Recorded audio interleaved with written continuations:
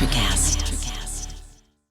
Quando você ouve um podcast, está procurando entretenimento ou conhecimento, certo? E se você procura por desempenho e qualidade para o seu veículo, qual a sua escolha?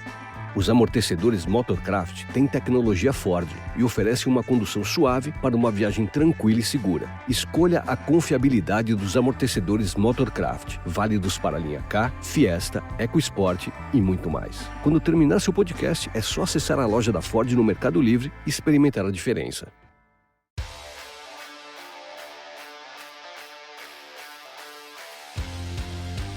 Missing the point.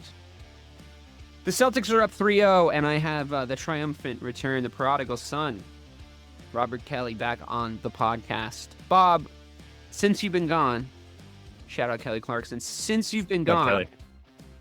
They said Kyrie just needs to play well. That didn't matter. They said, it's going to be tough without Kristaps Porzingis in there. That didn't matter. They said if they start a comeback, this team will fold. That didn't do anything. They said Jayson Tatum, he's affecting the game, but can he really properly score? Didn't matter. I said Luka's bitching a lot to the refs, and on national television, he really spiraled in that sense. Really, really spiraled. Really lost mentally the game for himself. Everything essentially people were banking on happening to the Celtics, an implosion, a meltdown, all the wrong decisions happened to the Mavs. And the blow-by highlights of Luka Doncic over the last few games, everybody can just get by him. My favorite highlight being Kyrie gets completely spun around in the high post, and JB just gets the ball in the corner right behind him, and he's completely just missing, trying to turn around and defend, and JB just wets it. It almost seems to me like there's no circumstances. Maybe the next thing will be Mercury's in retrograde. If it wasn't in retrograde, the Mavs will win. Maybe the next thing will be, Kyrie's going to shave his beard. That beard is bad luck. So that's going to... Nothing makes this Dallas Mavericks team beat this Boston Celtics team because they're too good. They're too good. Their defensive stats have been absurd. And I just want to give you the floor here because we haven't heard from you or your perspective across the playoffs, across the whole series. Where do you stand on the narrative, the national narrative that, maybe they didn't play anybody? Some people are pushing back on that. Where do you stand on the teams that we've played, what this championship means? Because I personally am still delighted. Suck it, nerds. Sorry, we're the best team. That's sort of where I stand. It's funny. I saw a story today saying that the Bucks handed the Celtics the championship when they botched the Jrue and Damian Lillard trade. And I'm just like, man, they have to find something to take this championship down and away from us. They can't let us just steamroll to a championship and only lose one game and not be considered one of the top teams in NBA history. It's annoying to me. 2 games. 2 games. Sorry, 2 games. No, man, it's wild to see them take exactly what everyone said that they couldn't do and turn it right on the head. And I think last game is the perfect epitome of the entire thing. Because if you look at it, the Kristaps being out, that's what everyone said was going to be. It was almost a perfect storm, and in fact, it was. It was all the things that they said this Celtics team makes this Celtics team fold. It was all the things all at once. Especially the Lob City portion of it, because everyone was like, "Oh, the Lob City's going to come back because they don't have." Bro, the Mavericks, we've been shutting them down literally for 3 straight games. Luka, to me, dude, he can't play a lick of defense. That dude, he cannot play defense. They just literally attack him the entire game. I mean, the thing is, you can sort of hide him against, say. Because, it was weird. We didn't talk about this, but it was weird when they played the Timberwolves because it was wow, it's their backcourt's weirdly light, the Timberwolves. They were built specifically to beat the Nuggets, and they almost beat them around early because they had this, sort of Twin Towers approach where they were just throwing bodies at Jokic, and they were sort of, they're making it work. And Anthony Edwards was making it look like there weren't backcourt deficiencies because he was playing out of his fucking mind, right? And when it was Luka and Kyrie, they sort of two-manned him. It was similar to what Ray and Paul did to LeBron in 08. You know, they sort of just cut him with 1,000 knives, like death by 1,000 cuts, right? And they just did that to Anthony Edwards, and it worked because he's 22 and he's going to be great. But like, I mean, those two are veterans and they're killers, you know. Right. So I don't think it hurt his stock at all. I mean, I still think overall his stock went up, but that's another conversation for another day. They're not able to do that against the Celtics team because we can switch onto them a guy that can guard both those guys whenever we want. It's like, oh, he's literally kinda every getting something position on can Tatum. guard He's them. kind of getting something on Tatum. He's kind of getting Tatum, but Tatum's ego's out of it. His ego's been removed from it, which I appreciate. And Drew goes like, all right, hold on, let me get him real quick. And then you don't hear from Luka for 8 minutes. It's like Drew's just like, I got him for a second. It's fine. Now, when they were making this huge push, this huge comeback, we just kept our poise and kept doing that. We were like, all right, it's okay. Like one of these rotations will slow him down. You know, it's all right. Al was still playing, like when they would get to switch on Al, he was still just like playing like he was in a finals game. You know, there was no, I mean, yeah, there was a mismatch and he got a couple of times, don't get me wrong, but like there was no like, oh shit, you know, like he just blew by. Like he was just still trying. He was still had his hand like, you know, up the whole way when one of the guys blew by him, and he still affected a bunch of Luka's shots, you know. He just looked like a guy who was playing his fucking ass off in a game 3 of a final series, you know. And yeah, Kristaps is missing, and that hurts. But at the end of the day, the matchup between Jaylen Brown and Jayson Tatum compared to Luka Doncic and Kyrie Irving is lopsided. It's lopsided in our favor. Like I mean, you can say if you want that it's because of how good the whole roster is, and it is.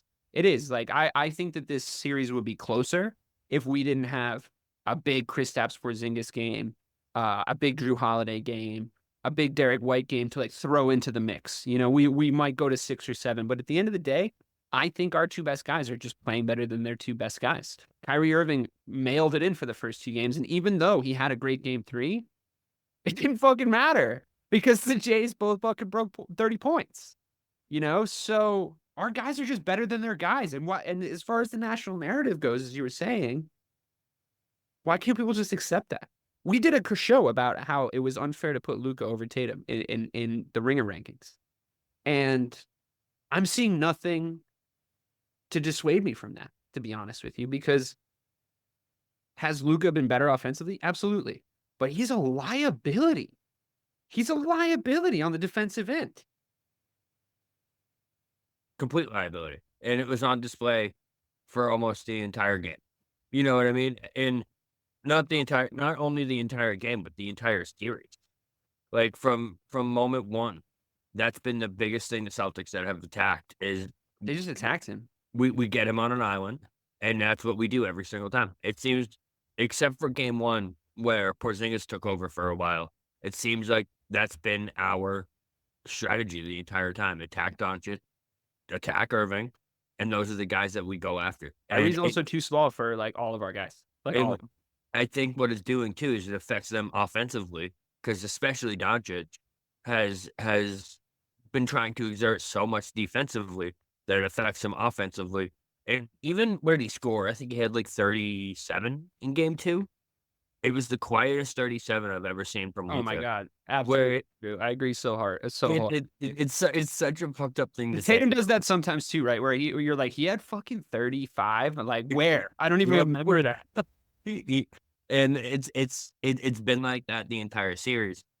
I think the Timberwolves were giving the Celtics much more of a run for their money in this series had they beaten Dallas. Because I just feel like we match up with Dallas so well because of the guards that we have, man. And because, especially D. White and Drew, they can D up on both those guys and stay in front of them pretty much. Our switches are crazy. Right. Like we can switch. The only liability in switches are when Horford's on the floor and they switch him to the perimeter on a Luka or a Kyrie. But he even did like a little bit better than he was doing, say like this time last year or like round 1 last year against the Sixers when Harden was cooking him. But he just like, he's been playing great. Like it almost like the more minutes like sort of benefited him, you know, like strangely enough, even though his age, but he's had a great finals. So he's had a great playoffs, if you ask me. But I think any other switch of our first 6, maybe possibly 7 guys is just fine. Even Hauser had a couple decent defensive moments, and he's had a couple of really big offensive moments. Like he's basically the Eddie House of this team. Like he's hit a bunch of big shots, and he had that one that made the rounds as a highlight because he didn't take it down at all. He just like caught it and shot. Dope. That was Which dope. was like, it's like the most white guy ass like skill move, but like it was like very cool. And like, yeah, like he's just doing his thing, like he's out there. He had a stinker of a game too, but he's contributing. Pritchard, I mean, Luka licks his lips every time he sees Peyton Pritchard and he absolutely murders him. But Mazzulla was doing, and we should come on to talk about Joe Mazzulla because I do have some apologies to make, I think. Mazzulla was reacting to those switches and that happening. Like he would get switched on to Pritchard, and it was like night and day different from the Miami series last year, where Jimmy would obviously be just 100% ready to victimize Peyton Pritchard. He would get switched onto him, and then Mazzulla would just let that happen for minutes at a time, and it would just be a murder that you were watching, just over and over again. He would just kill Peyton Pritchard one after the other, after the other, after the other. And now in this series, Pritchard would get switched on to a Luka. It happened a few times more than I would have liked in game one, but he actually missed the shots. That like he just wasn't making the shots in the mismatch, so it didn't really matter. That was just lucky, I think. But in game three, like he got killed a couple times, and then Joe just made a switch. And like what was nice is you have the Jaylen Brown or Drew Holiday or to a lesser extent Derek White to switch on to a guy like that. You can just be like, fuck it, just go get him.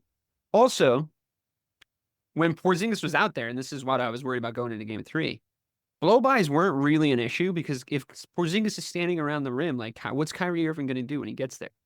Like I would love to see it. I would love to see what the idea is that he hasn't thought of, because it reminded me a little bit of when LeBron James figured out Rajon Rondo's driving ability, and then he was never the same. Do you remember that series when like Rondo would start driving and LeBron was like, every time he goes up, I'm going to absolutely clear him the fuck out, right? And it's going to be a fair play because I'm just like more athletic coming from the other direction. Because Rondo was like using his athleticism to sort of get by people, but he was always laying it up. He was like never really dunking it, right? It was always very softer on the rim.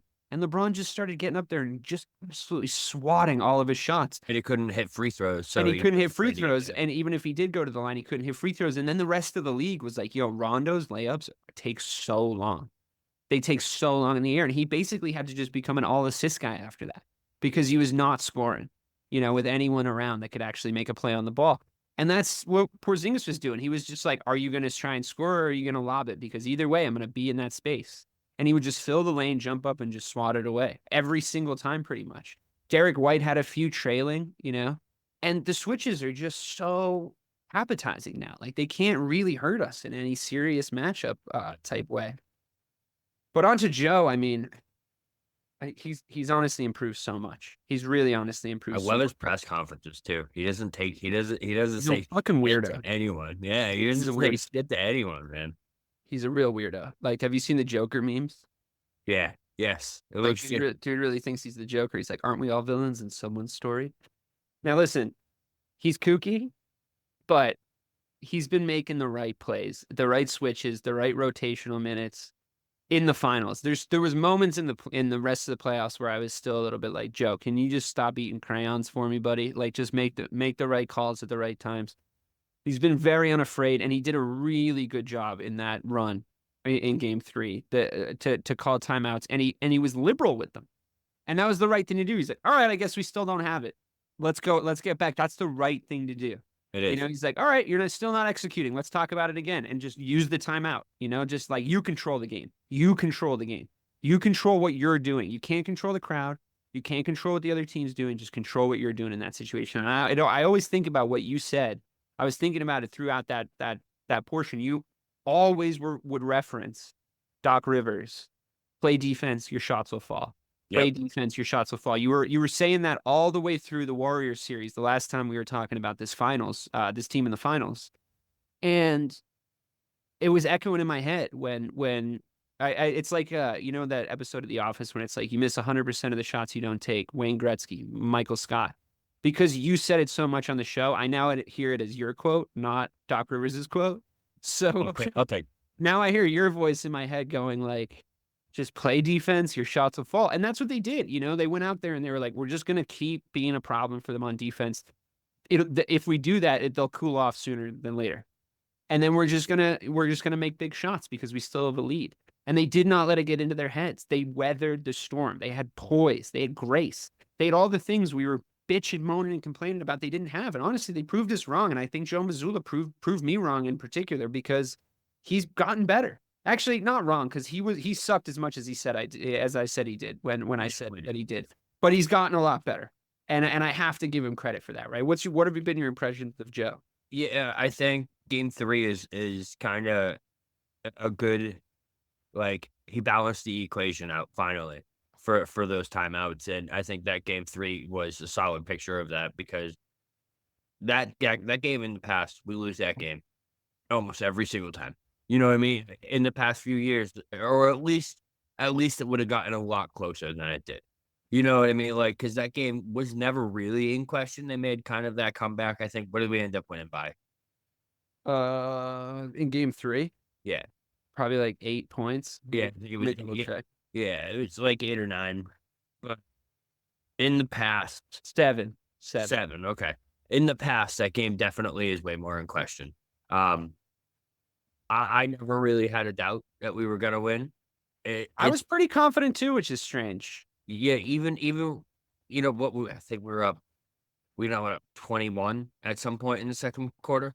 Yeah. And it's just like, for the Celtics to blow that lead and us not lose confidence shows you how much better Joe Mazzulla is. I could see it in their body language, though. You know, you could, like, the Jaylen Brown specifically, but also to a certain extent, Drew Holiday and Jayson Tatum.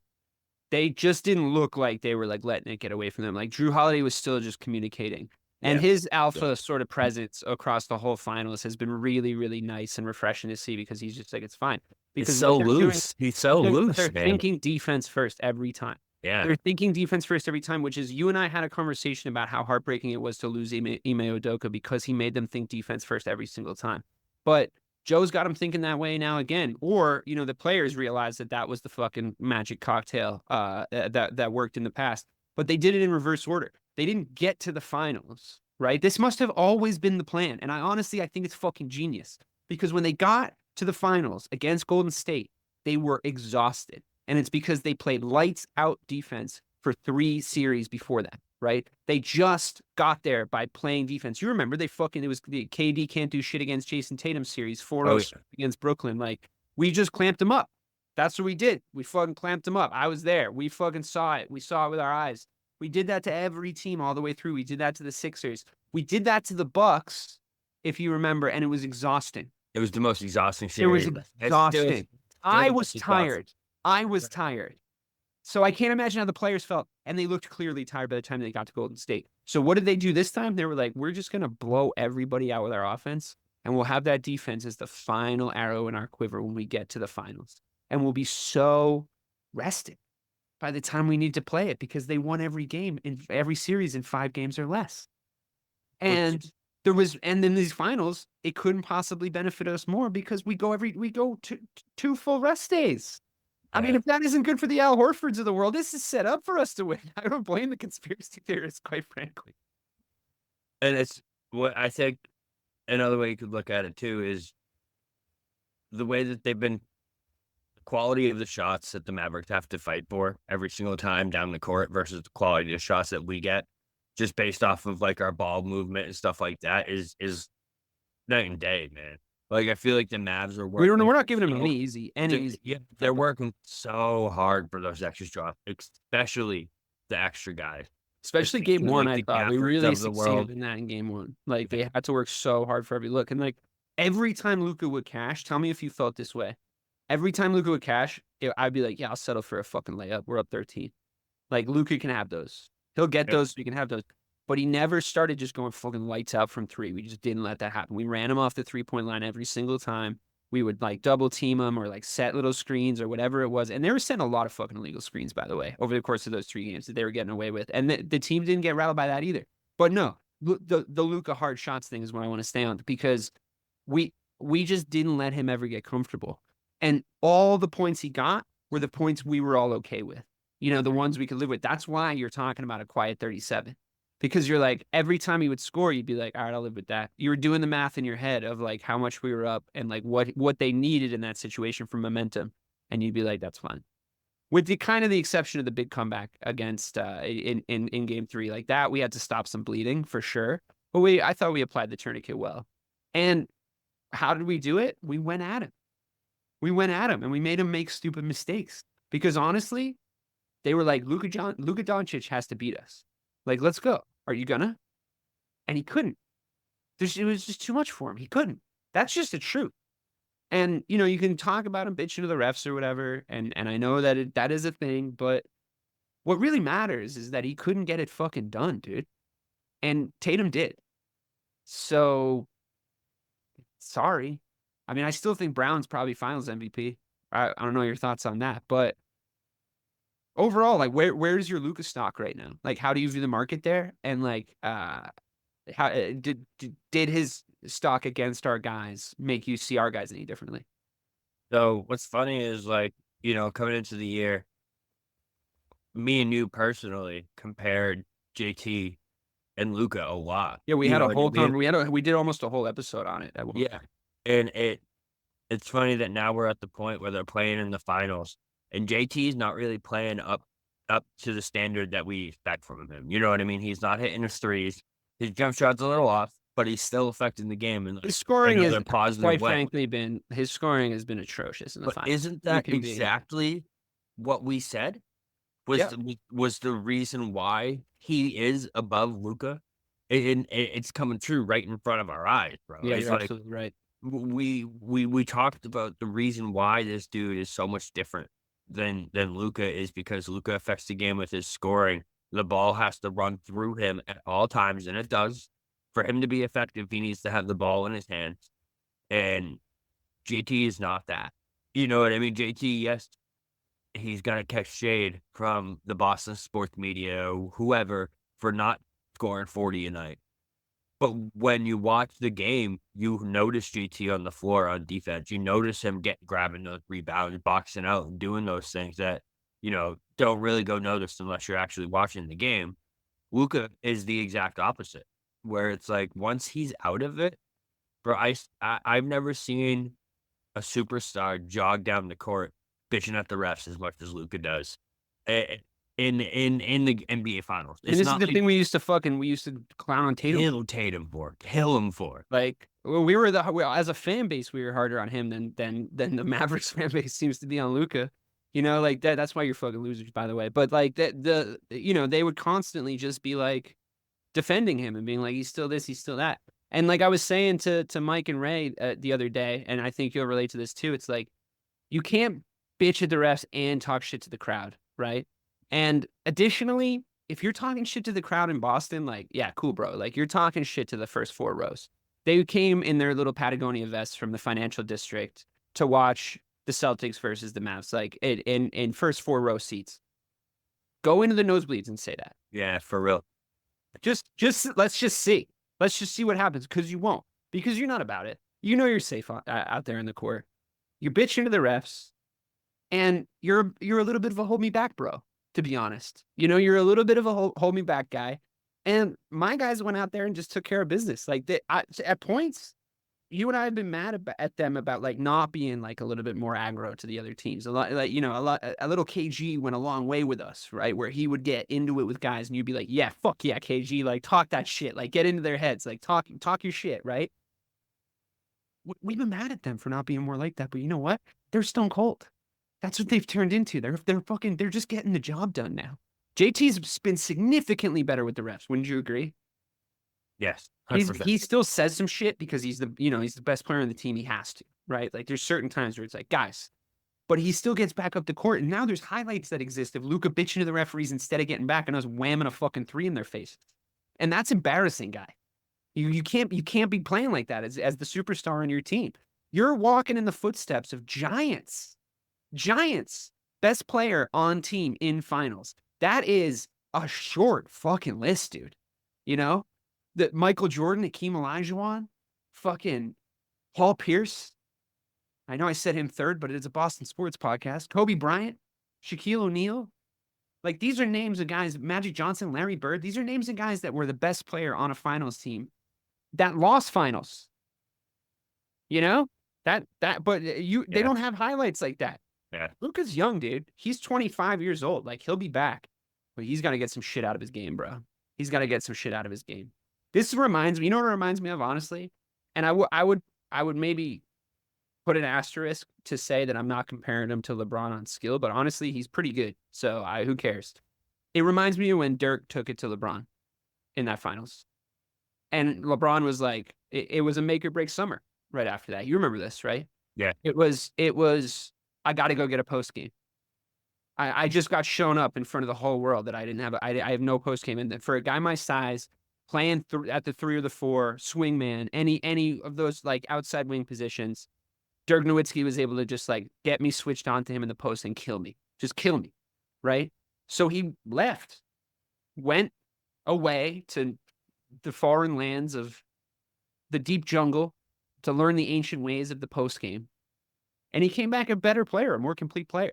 And I would advise Luka to look at that and also look maybe a little bit about how he approaches the game of basketball as far as like, you know, what he's asking for from the referees, the fans, the universe.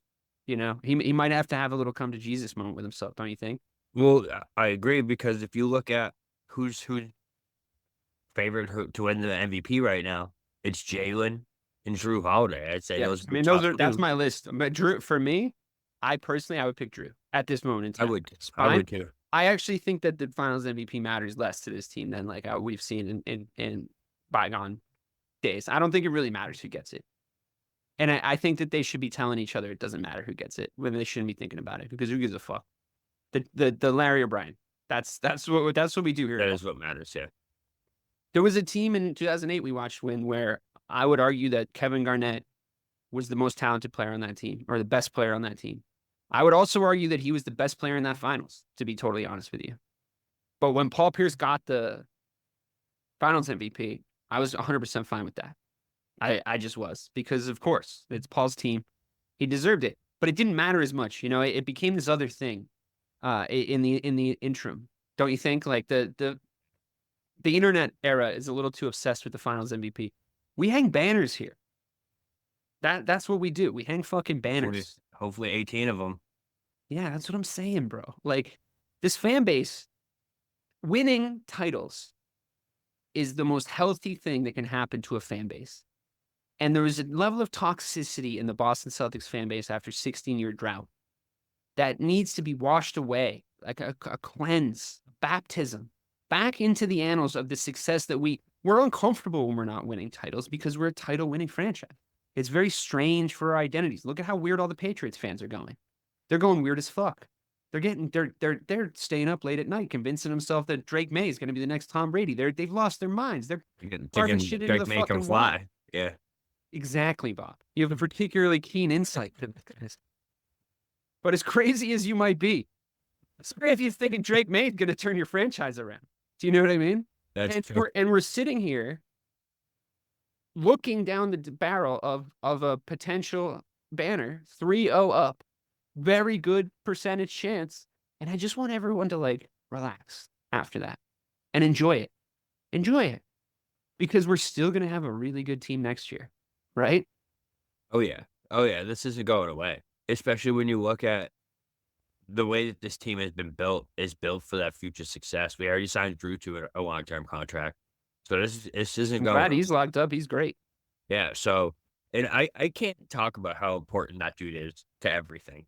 The two moves. I love him so much. The two moves that this team made by bringing Kristaps in and getting Drew Holiday this offseason were above and beyond the most important thing to how this team is built. And you could see it just over the first 3 games. I mean, you look at, I know I would argue that, I mean, we could see that Drew is far and away the most important offseason acquisition because Kristaps has barely fucking played. But even in that one game, you saw how much he meant to that team in the regular season. I know. You know what I mean? I think was unbelievable. I'm convinced that, I know this is hypothetical, there's no way for me to prove this, but I'm convinced if we had a fully healthy Porzingis, we would have beaten anybody coming out of the West after what I saw in game 2. He was in game 1. He was in game so 1. good, It's like that was crazy. Like, he came out and just went bananas. Like, he went absolutely fucking bananas. It was one of the most fun things I've ever experienced. I got to the bar late to meet my buddy, and I was like trying to find parking. It was like 7 to 4. And then it was like close. It's like 14-16 at one point. And then Porzingis just came out like a fucking man possessed. Like he was just flying through the fucking air. And honestly, you're right. They're huge minutes. They were some of the huge minutes of the whole He's my season. front runner for MVP. Even If he played like that in one more game, he gets finals MVP. agreed. Like, or even close to that. Like he gets finals MVP, no question. And it's just for those two guys to make this big of an impact on this team, it really does show you how good of a GM Brad Stevens is, man. I swear to God, I'm not worried about the compilation of this team whatsoever moving forward. You know, in any way, like us having to resign Jay or having to do this, Brad's gonna figure it out. And Brad, we trust, man, because this team was put together so perfectly for this fucking run that it didn't even matter that we didn't have Porzingis throughout this playoff run. But it shows you from that game one how much easier a 15-2 record in the playoffs, how much easier we could have had it if we had this entire squad together. If Porzingis was in the playoffs, like I think that might have been the worst. If he participated in any of the series after he got hurt, that might have been the worst thing for the NBA imaginable because like it would have just been like there would have been no drama. Like everyone would have been looking at the Celtics and being like, oh no, there's no way that they're gonna lose to anybody. Because like all those, and I was saying this on the pod was really helpful. Like all those teams in the West killed each other. You know, like they were really just absolutely beating each other up over there. Like those are hard fought series. They just were matchup wise, like everything. And like the reason that the Mavs got to us, like they were the Pacers of the West. Now, granted, the West is a lot better, but they really shouldn't. Like they were really benefited from the fact that like a very kind of tired and discombobulated Timberwolves team came out of that Nuggets series because they had to give everything to win that. And it was a great series, but they left everything on the and court. the fact that the Nuggets lost that series. I think that the only team that would have given the I think the Nuggets would have whatever absolutely numbers crushed the Mavs. The Nuggets would have walked the Mavs. I think they would have absolutely dog walked them, to be honest. Well, they would have no one to deal with Jokic. Would they put Cleaver on him? Or is that, I mean, look at what Porzingis was able to do to them. That's I mean, I guarantee you, Jokic would have absolutely just had the easiest time.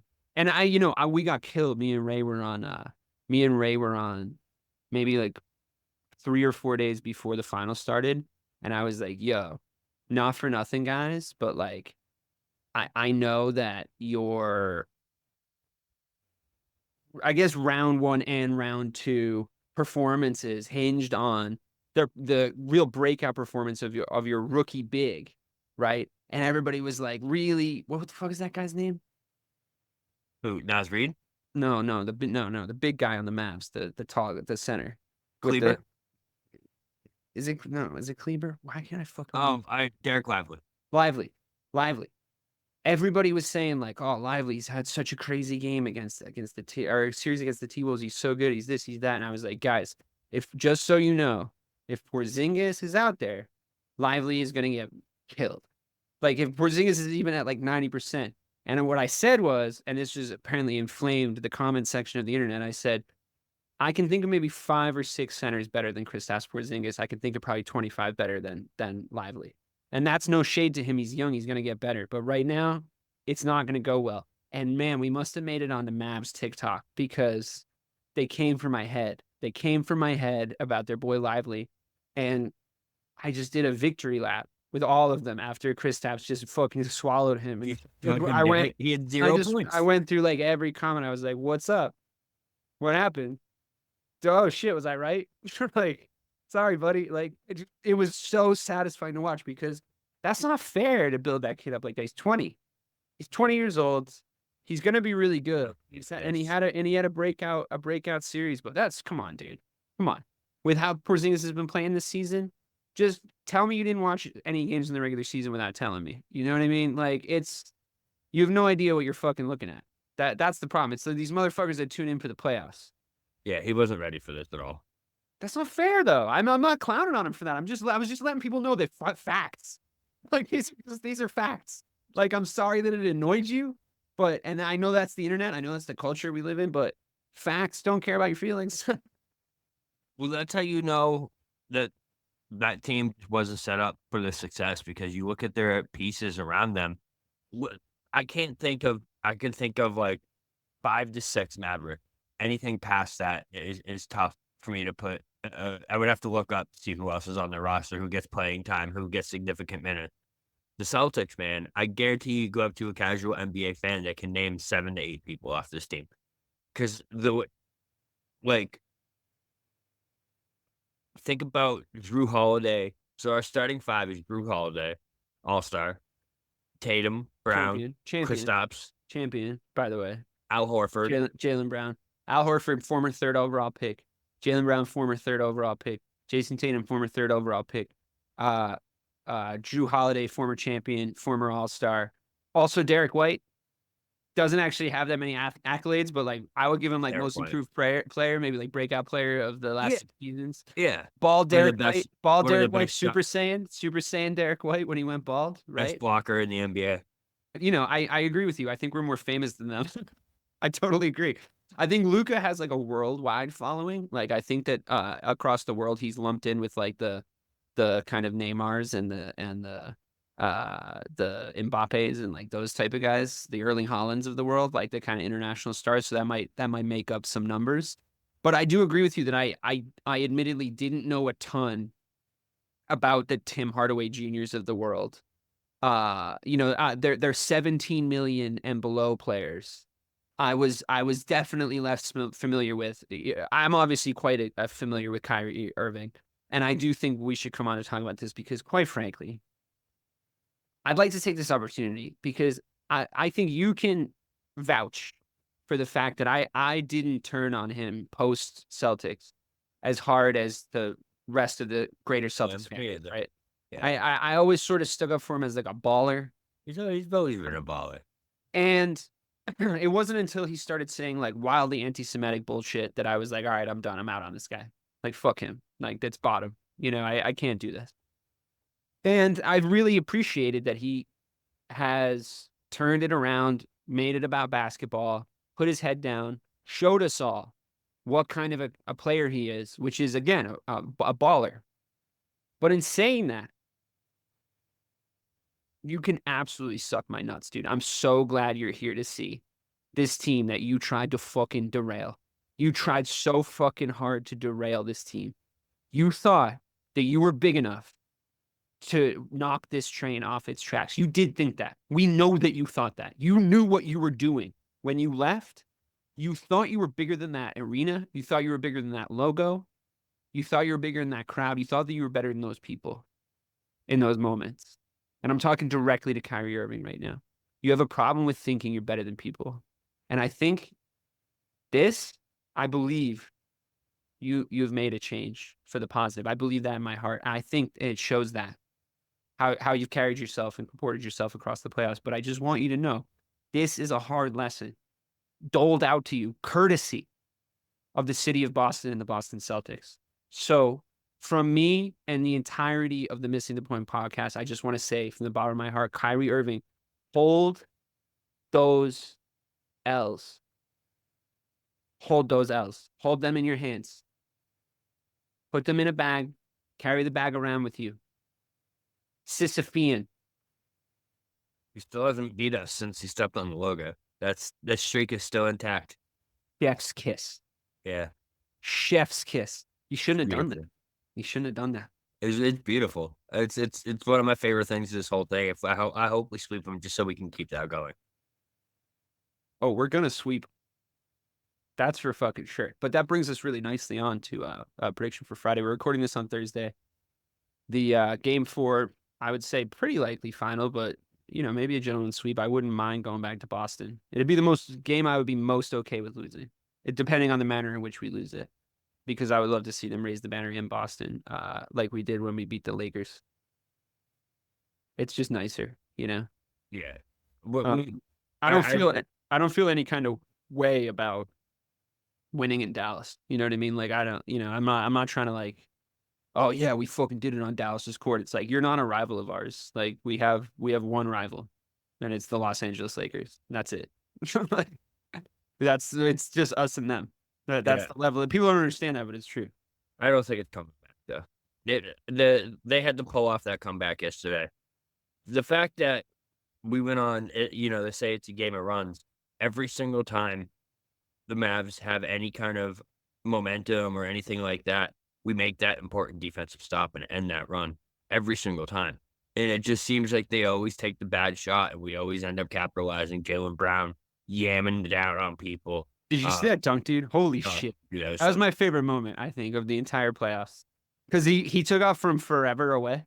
And I was really worried. I was like, "Ooh, shit, he took off like we're pretty far out. Like, I don't know if he's gonna make that."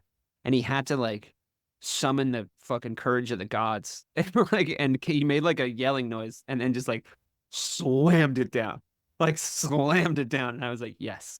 Yes. I think the Celtics want the sweep just to end. They're smelling it, bro. Real professional playoff performance if they sweep. Like they really just came in here and they just took care of business, dude. Like what else can you say about a team like that? Like I think if we sweep and you look at this playoffs from like a zoomed out perspective, like I don't even think any of the narky little comments are gonna matter. I don't think what people say is gonna matter. I think they'll be like, "Oh, this team," and we'll be like, "Doesn't matter. We were the best team by like a mile. We were the best team by like a million miles. It wasn't close. We fucked everybody up." And we did it all season.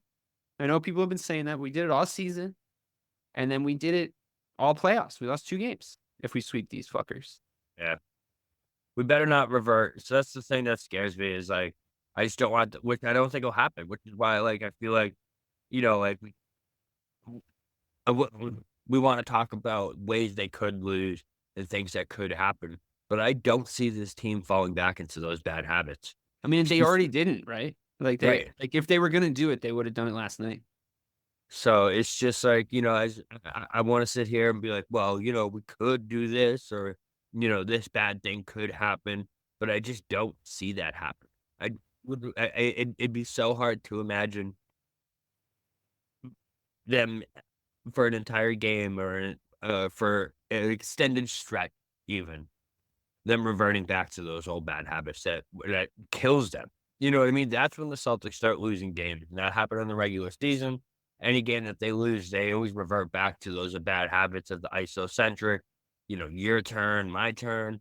But there was a little bit of JT like step back threes, and then there was a mic'd up moment. Did you catch this? Where he like, called himself out. He was like, "We gotta not settle for bad like step back threes," and I include myself in that. Like I know that I do that too, and I was like, "Oh, he said it. He finally said it. He knows." But you know what, dude? Like honestly, I'm gonna be a little easier on him because he like acknowledged it.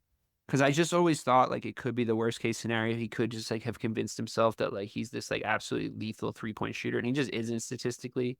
And that's just the best way to, like you just look at Steph Curry's numbers, right? And like that being the benchmark now, and you're just like the advanced analytics on him, like where he's able to shoot from and still have it be a high percentage shot. Like what a good 3-pointer is just different now, and he's also 6'10". Yeah. And like he's such a good rebounder now. That's the thing. I'm like, dude, just be 6'10", bro. Yeah. This is all anyone's ever been saying, and he's like doing that now. He can play the 5. Dude, I was calling for a small ball lineup with him at the 5 for the entirety of like the experimental Miami series where it didn't matter and we were always going to win the series. I was like, dude, play a small ball 5. Let's just see. Let's just fucking see, because like I don't think Kristaps is going to make it through the whole playoffs. And like lo and fucking behold, he goes down in the Cleveland series, and I'm like, okay. I wish we had experimented with a little bit of a small ball lineup, but we didn't, and we never really needed it. Instead, it was like we're gonna do a little bit of Xavier Tillman, I guess, in Game 3 against the Mavs, and I was so like, weird with the I guys. was even out there, like I was confused, and like he was a 3 though. Fine, he was kind of fine. Well, they were leaving him open all game, and I think that your deep role player when you get on a run. I mean, I was thinking that in the back of my mind. I'm like, there's gonna be a moment where they leave him open. And if the Celtics are smart enough, and I think the Sam Cassells of the world are, someone's going to be like, they're sagging off you, but just wait. You don't have the green light quite yet. When you hit your 3, it'll be huge. It'll be huge. But just wait until you have all the fucking time in the world. And when you do, shoot it, and shoot it with the confidence that we're all behind you. And like, that's how you coach. That's coaching a shot. That's one big 3 that you coach into it. And the 08 Celtics were the absolute best at this. They were a big shot team. And you remember this, right? Like they were like they were a bang team. And like I loved that about them. Like we would just hit big shots at big moments. And man, did they remind me of the finals of yore. In moments where they hit big shots down the stretch. And the guys who hit big shots down the stretch were Jaylen Brown and Jayson Tatum. And like That's just the way it is. And it was the most important stretch of our whole Jaylen and Jayson era, I would say. It was the most important 9 minutes of the last 10 years of Celtics basketball.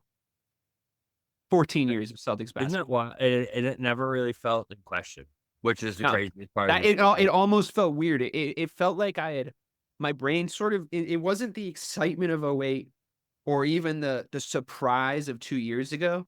You know, it's it's a cocky feeling, isn't it? Yeah, I'm a little bit like, all right. Yeah, you're not Can't coming fuck with this. fucking near us. I was texting in the Discord ludicrously early before the comeback. I was like, print the t-shirts. Print the fucking t-shirts, dude. Like put the hats, put the Celtics logos on the hats, buy the cigars, plan the parade route. This is fucking over. And then they started to come back, and I was like, oh shit, probably shouldn't have said anything. But we still won, so it was fine. Yeah. They're also unjinxable.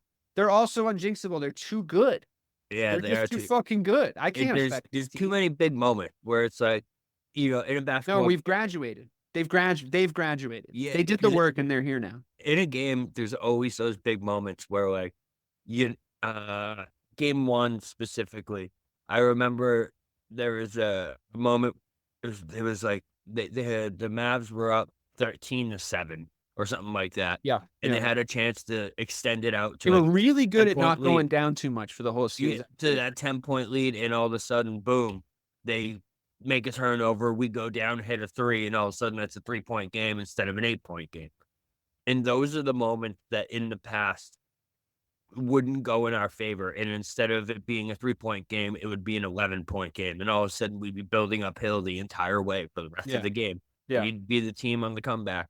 This year, it's the exact opposite, where it's like instead of 8-point game, it's a 3-point game. Or in the last game, the comeback, instead of a 3-point game, we're still up by 7 or we're still up by 8, specifically because of like a defensive stop or, good ball movement. That's the thing that I think is going to take us in this next game is that ball movement, man. It's so pretty, even without Kristaps. I mean, coming out of the first half. Yeah, 4 or 5 passes on each possession, which is what it's great when they do that. That reminds me of like old Brad Stevens style ball when they go into that mode. And coming out in the second half of the last game of Game 3, I mean, they played some of the best basketball the whole year. They just popped coming out of the second half and built that huge lead. And the comeback just wasn't as good as that. You know what I mean? I mean, yeah, it happened at a more inopportune time for our designs on winning the game, but man, didn't they also just seem like completely unaffected by the crowd? Yeah. Like at any point, I just didn't see them rattle from the crowd, like even a little bit. Maybe some of the circumstances got in their heads a little bit in moments, but they shook it off. But the crowd just didn't affect them. The crowd was pretty loud from what I was hearing on TV. What did you think? Yeah. They get quiet fast, though. Dallas crowd gets quieted pretty quick, man. They do. There was in the after show they had Tatum on, and Chuck was like, "Is this Boston?" Like there were so many Celtics fans cheering for Tatum on the NBA after show, and I was like, "Oh shit!" I was like, "We travel good too. We're everywhere. We're like a virus. You just can't get rid of us. We show up in random cities. Luckiest people on earth. Luckiest people on earth. Don't step on it. All right. Well, Friday, Game 4. We'll have to react to it. Win or lose. Maybe there's more basketball to talk about after this. Or maybe we have to go into the long, hot summer. But for myself and the real BK Bob Kelly, this has been Missing the Point.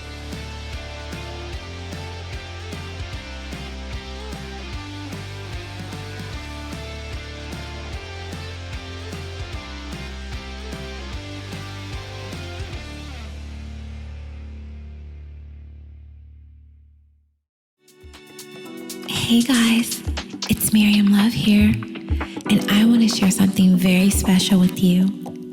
Check out my new release, All In, the Spanish remixes, out now on Electric House Records. And always remember, be love, share love, all love.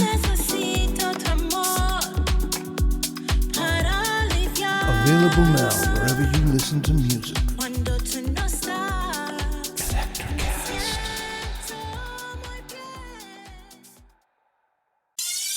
Hi, I'm Mark. And I'm Peter. We're the founders of Electricast Media, bringing you great podcasts like Nightmare Road Stories, Tech Talk Revolution, and Bodacious Minds. Electricast networks include Ruby for female empowerment, the Best Business Network, and GPN for geopolitics. We built this company to create community and amplify diverse voices, and we really appreciate your support. So keep listening to Electricast podcasts and hear the culture.